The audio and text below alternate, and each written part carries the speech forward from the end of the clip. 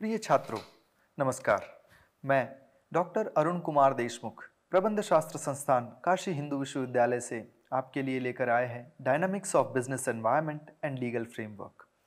इस विषय की पाठ्य चर्चा के क्रम में जैसा कि हम बात कर रहे थे सामाजिक और सांस्कृतिक पहलुओं की, तो सामाजिक और सांस्कृतिक पहलू किस प्रकार से व्यवसाय को प्रभावित करते हैं यह हम देख रहे थे। इसी क्रम में अब जो हम चर्चा करने जा रहे हैं वह है पॉपुलेशन की, वह है जनसंख्या की और जनसंख्या के एक विशेष पहलू की जो कि भारत के लिए बड़ी ही अच्छी स्थिति निर्मित करता है, जिसको हम कहते हैं जनसांख्यिकीय लाभांश। जनसांख्यिकीय लाभांश या डेमोग्राफिक डिविडेंड किस तरह से ये सामाजिक ताने बाने को प्रभावित करता है और सामाजिक ताने बाने को प्रभावित करने के साथ साथ यह व्यवसाय के लिए भी एक बड़ा ही अच्छा अवसर उपस्थित करता है। तो क्या क्या इसके मुख्य बिंदु है और किस तरह से यह हमारे भारतीय समाज के लिए एक लाभान्वित करने वाले पहलू के रूप में हमारे सामने है, इस पर हम लोग आज चर्चा करेंगे। अब हम कहते हैं डेमोग्राफिक डिविडेंड कि ये है क्या। जनसांख्यिकीय लाभांश, जनसांख्यिकीय डेमोग्राफी की जो हम बात करते हैं तो मूल रूप से जनसंख्या का सांख्यिकीय अध्ययन डेमोग्राफिक्स होता है। हम पहले भी इस पे चर्चा कर चुके हैं। और डिविडेंड हम कहते हैं लाभांश को। लाभांश जो हमने निवेश किया है उसके एवज में जो हमें रिटर्न मिलता है उसको हम लाभांश कहते हैं। तो लाभांश किस तरह से है, जनसांख्यिकीय लाभांश किस तरह से है, तो मूल रूप से जब जनसांख्यिकीय लाभांश की बात होती है कि एक ऐसी स्थिति जनसंख्या की जहां पर कार्य करने वाले हाथों की संख्या भोजन करने वाले मुखों की संख्या की तुलना में अधिक हो, तो ऐसी स्थिति को हम जनसांख्यिकीय लाभांश की स्थिति कह सकते हैं। यह एक अलंकारिक वर्णन हो सकता है, इसको हम फैक्ट्स के माध्यम से समझने का प्रयास करेंगे। अब जैसा कि हम सभी जानते हैं भारत एक युवा देश है। बहुधा हमने ये सुना है कि भारत एक युवा देश है। युवा देश होने से तात्पर्य क्या है? जब कोई देश युवा होता है तो वहाँ पर उसके पास एक श्रम शक्ति होती है, उसके पास एक कार्य शक्ति होती है, तो वह श्रम शक्ति और कार्य शक्ति के बल पर एक आर्थिक ताकत, एक आर्थिक शक्ति के रूप में उभरने की क्षमता अपने साथ लेकर के चलता है, जो कि अभी जैसी स्थिति भारत के लिए निर्मित हुई है जनसंख्या की दृष्टि से देखें तो वह उसी स्थिति में भारत अभी आज दिखाई पड़ता है। तो इसको डेमोग्राफिक डिविडेंड की संज्ञा दी गई कि जब जनसंख्या की वह स्थिति जिसमें लगभग भारत का 62.5% जो है वह उसका एज ग्रुप 15 से 59 वर्ष का है और ये सतत बढ़ रहा है और ये बढ़ेगा, सर्वाधिक सबसे अधिक होगा वर्ष 2036 में। तो लगभग भारत की आबादी का 65% युवा आबादी होगी, जो कि कार्यशील आबादी होगी, एक प्रोडक्टिव वर्कफोर्स होगी। तो ये जो जनसंख्या है मूल रूप से ये बताती है availability of demographic dividend in India, और जो कि वर्ष 2005-6 में प्रारंभ हुआ और ये सतत चलता रहेगा वर्ष 2055-56 तक। यह एक मूल आधार है जिसके आधार पर भारत फिर से अपनी प्रतिष्ठा को प्राप्त करने के दावे करता है। भारत बात करता है विश्व गुरु बनने की, भारत बात करता है आर्थिक शक्ति बनने की और वैश्विक शक्ति बनने की, क्योंकि भारत के पास ये डेमोग्राफिक डिविडेंड है।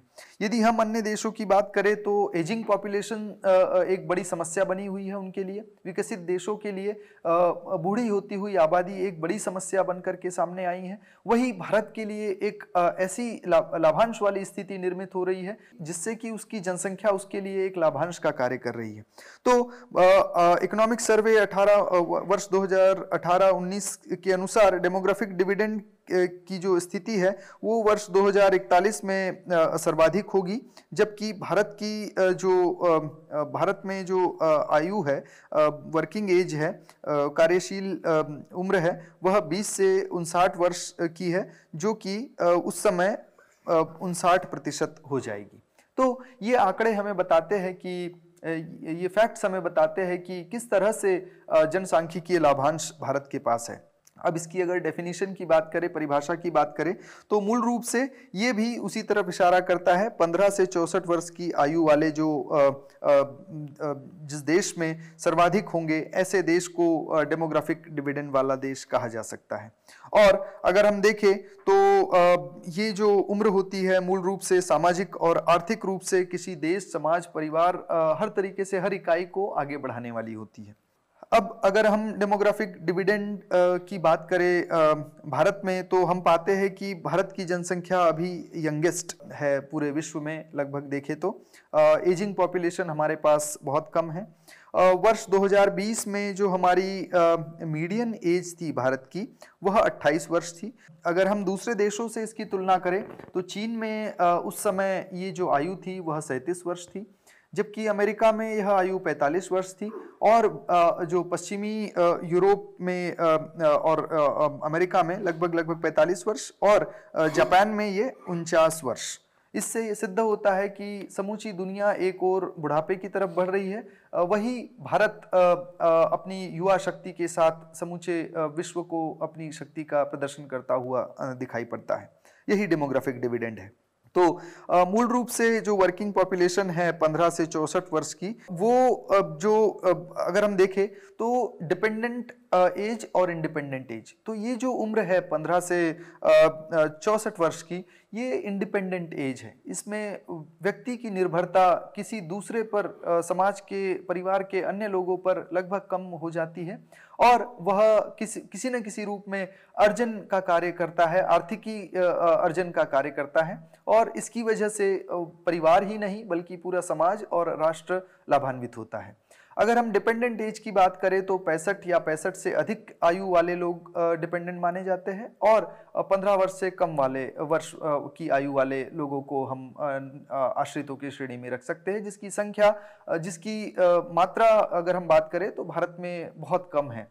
और वर्ष 2041 तक अनुमान है कि केवल 35% आबादी भारत की ऐसी होगी जो निर्भर करेगी दूसरों पे अपने साधनों के लिए। 65% आबादी सेल्फ डिपेंड और सेल्फ रिलायंट स्थिति में होगी, जो कि अपना भरण पोषण स्वयं कर सकती है। तो ये हमें कहीं ना कहीं बताता है कि किस तरह से भारत को ये लाभ मिलने वाला है। और ये इसलिए संभव हो सका क्योंकि हमारे यहाँ पर जो फर्टिलिटी रेट है उसमें पहले तो उत्तरोत्तर वृद्धि हुई, और अब यह धीरे धीरे घट रही है। तो इसके टोटल फर्टिलिटी रेट है, इसका घटना इसके पीछे एक कारण है। और नंबर ऑफ बर्थ्स पर वुमेन जो है वो सतत कम होते हुए दिखते हैं। और ये लाइफ एक्सपेक्टेंसी जो है, जो जीवन प्रत्याशा है, उसके स्टेबलाइज होने की वजह से भी ऐसा हमको देखने को मिला है। अगर यूनाइटेड नेशंस पॉपुलेशन फंड की बात करें तो उनका कहना है कि जो डेमोग्राफिक डिविडेंड की जो अपॉर्चुनिटी है, ये जो अवसर है, ये भारत के पास 5 दशकों तक उपलब्ध है। इट्स फॉर 5 डेकेड्स, जो कि वर्ष 2005 से शुरू होकर वर्ष 2055-56 तक सतत मिलेगा, जो कि विश्व में ऐसा किसी भी देश को ऐसा लाभांश नहीं मिला है जो भारत को मिल रहा है और आगे भी मिलने वाला है। जिसमें से हम देखें तो वर्ष 2025 तक हमारे 2 दशक या 2 डेकेड पूरे हो गए हैं, और अब 3 डेकेड और भारत के पास है जिसका लाभ भारत ले सकता है। और केवल भारत लेगा ऐसा नहीं है, इसका लाभ पूरा विश्व ले रहा है। भारत की इस जनसांख्यिकी का लाभ पूरा विश्व ले रहा है, और साथ ही साथ जो सारे व्यावसायिक प्रतिष्ठान अन्य देशों से भारत में आ रहे हैं, वे भी इसके लाभ से लाभान्वित हुए बिना नहीं रह रहे हैं। तो डेमोग्राफिक डिविडेंड की जो ये विंडो है, ये डिफरेंट टाइम पूरे विश्व में डिफरेंट और पूरे भारत में अलग अलग राज्यों के लिए अलग अलग स्थिति देखने को मिलती है। अभी तक हमने पूरे राष्ट्र की बात की, अगर राज्यों की बात करें तो हर राज्य के लिए ये स्थिति अलग अलग दिखाई प्रतीत होती है, जो फिर पुनः भारत के लिए एक लाभ की स्थिति बनाती है कि सारे राज्यों में स्थिति लगभग एक जैसी नहीं है बल्कि अलग अलग है। तो हर राज्य की स्थिति का अलग होना भी हमारे लिए एक लाभांश है, तो इसको भी हमें समझना होगा। ठीक इसी तरह से अगर इसके लाभों की चर्चा करें तो मूल रूप से हम पाते हैं कि जो लेबर फोर्स है वो सतत बढ़ रही है, और इस लेबर फोर्स के अधिक होने का लाभ ये है कि बहुतायत में उपलब्ध होने से किसी भी ऐसे व्यवसाय को जिसमें कि श्रम की अधिक आवश्यकता है, तो ऐसे व्यवसाय भारत में बहुत अच्छे से बढ़ और फल फूल सकते हैं। ठीक इसी तरह से जो फिस्कल स्पेस है, जो राजकोषीय स्थिति है हमारे यहाँ पर, वो भी बहुत अच्छी है। ये डेमोग्राफिक डिविडेंड के कारण मूल रूप से जो संसाधन है वो हमारी जो छोटे एज के जनसंख्या है उस पर ट्रांसफ़र हो सकते हैं, और साथ ही साथ जो हमारा ह्यूमन इंफ्रास्ट्रक्चर है उस पर सरकार ध्यान दे सकती है। ठीक इसी तरह से महिलाओं का वर्कफोर्स में आना और उनकी जो फर्टिलिटी रेट है उसका कम होना, यह भी एक इसका एक शुभ संकेत है, जिसकी वजह से डेमोग्राफिक डिविडेंड हमको देखने को मिला है और जनसंख्या में एक स्थिरता अब आने वाले वर्षों में देखने को मिलेगी।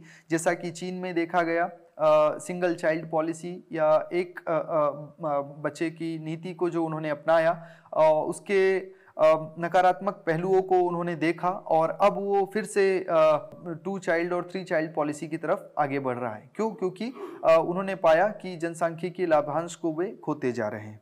ठीक इसी तरह से जो सेविंग रेट है वे भी बढ़ते हैं। इसी तरह से जो एस्पिरेशन क्लास है वो बढ़ती है। जब एस्पिरेशन क्लास बढ़ती है परिवारों में, समाज में, तो उसका लाभ राष्ट्र को भी मिलता है, निश्चित रूप से मिलता है, और राष्ट्र इसी तरह से उन्नति करते हैं।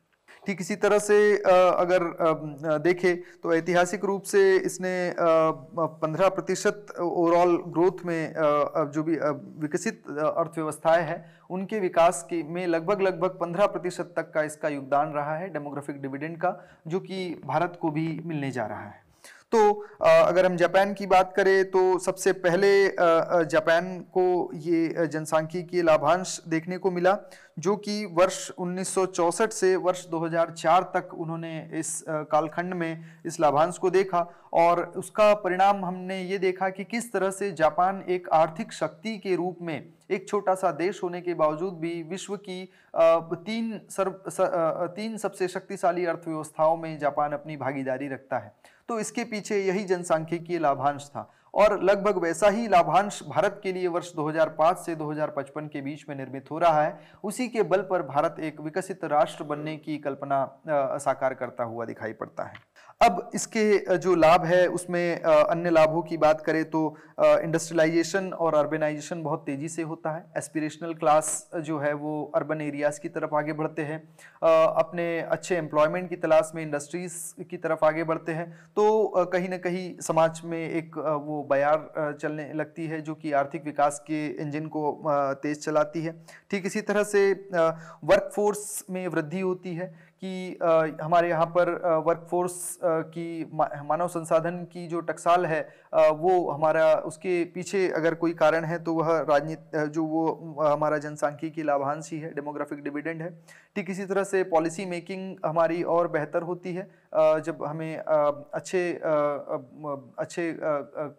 वर्कफोर्स हमें मिलती है, स्किल्ड वर्कफोर्स हमें मिलती है, अच्छे पढ़े लिखे लोग जब शासन सत्ता को संभालते हैं तो कहीं ना कहीं पॉलिसी मेकिंग की प्रभावशीलता बढ़ती है। ठीक इसी तरह से अगर चुनौतियों की बात करें तो जो जनसांख्यिकी है उसमें एक असिमेट्रिक डिस्ट्रीब्यूशन देखने को मिलता है। लैक ऑफ स्किल्स की कमी एक बहुत बड़ी कमी होती है कि जनसांख्यिकीय लाभांश तो हमारे पास है, लेकिन उस लाभांश से क्या हम वास्तव में लाभान्वित हो पा रहे हैं?